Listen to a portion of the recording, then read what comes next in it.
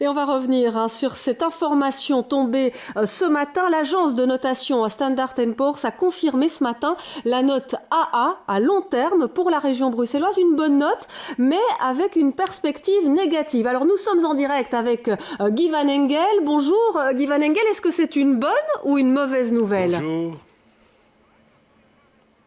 C'est une très bonne nouvelle, c'est une très bonne note. Si la perspective est négative, c'est parce que une région en Belgique ne peut avoir une note meilleure que celle de l'ensemble du pays. Mais quand nous lisons le rapport de Standard & Poor's, nous constatons que Standard & Poor's nous donne un bulletin très favorable et très content de la gestion financière et budgétaire du pays. Et d'ailleurs, ça se confirme par les chiffres dont nous possédons maintenant aujourd'hui. Nous savons que au-delà du fait que nous avons un budget en équilibre pour 2014 avec un léger boni, déjà nos comptes pour 2013 seront eux aussi en boni.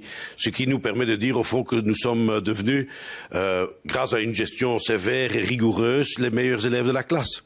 Voilà, alors c'est vrai que la meilleure note, on le dit quand même, c'est le triple A. Ici, un double A quand même. Ne boudons pas notre plaisir. Mais donc, si je vous comprends bien, la région fait les frais finalement du fédéral, de la dette souveraine belge. Quelles conséquences pour Bruxelles? Est-ce qu'il va, par exemple, y avoir des augmentations des taux d'intérêt sur les prêts à long terme? Quelles conséquences concrètes? Non, ce qui est confirmé par Standard & Poor's, c'est que la note qui nous est attribuée maintenant va nous permettre, dans les années à venir, pour l'année 2014, de nous financer à des coûts réduits, à des intérêts qui nous seront favorables. Et cela parce que la note est bonne.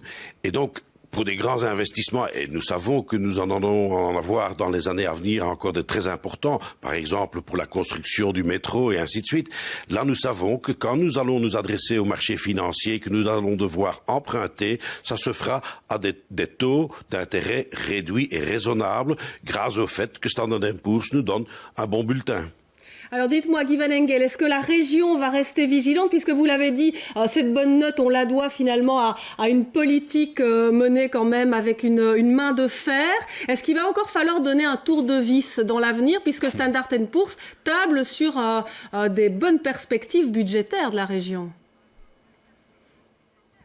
Une main de fer dans un gland de velours. Hein. Mais ce que nous avons fait, c'est mis sur pied une gestion financière qui nous a permis d'arriver à l'équilibre, de faire un petit surplus, d'être prudent. Et maintenant, le but, parce que c'est la première fois que notre position financière et budgétaire est tellement saine que la situation d'aujourd'hui, maintenant, le but doit être de rester dans cette lignée. Nous sommes la capitale de l'Europe. Nous savons que toutes les entités en Europe, que ce soit les pays ou les régions, doivent faire des efforts pour qu'ils aient des budgets en équilibre et une gestion saine. Nous montrons l'exemple, nous sommes dans le bon et nous devons maintenant, dans les années à venir, rester dans le bon. Et nos chiffres permettent de dire que même malgré les gros investissements devant lesquels nous nous trouvons, nous avons une situation qui permettra de pallier à ces investissements et de rester dans le bon. Dernière question, Guy Van Engel. Si on parle beaucoup des finances des communes, si ça dérape au niveau des communes, est-ce que cela pourrait avoir des conséquences pour la région?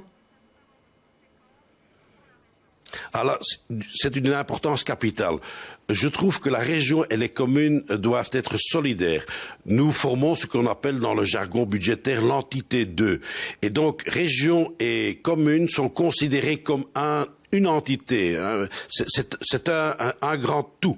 Et donc, nous devons aider la région, et elle le fait, à maintenir l'équilibre aussi au niveau des communes, sans que ces communes doivent s'adresser avec toutes sortes de petites taxes aux citoyens ou aux entreprises qui sont situées chez elles.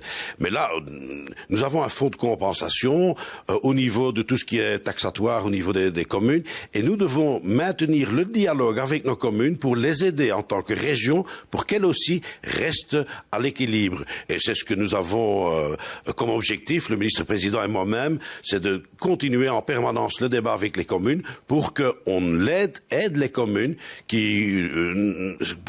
pour lesquelles la situation financière n'est pas simple, mais c'est le cas aussi en Flandre et en Wallonie. Donc, en région bruxelloise, la région est un partenaire des communes pour les aider à maintenir l'équilibre. Eh bien, merci beaucoup Guy Van Engel d'avoir été en direct avec nous dans le Midi 30.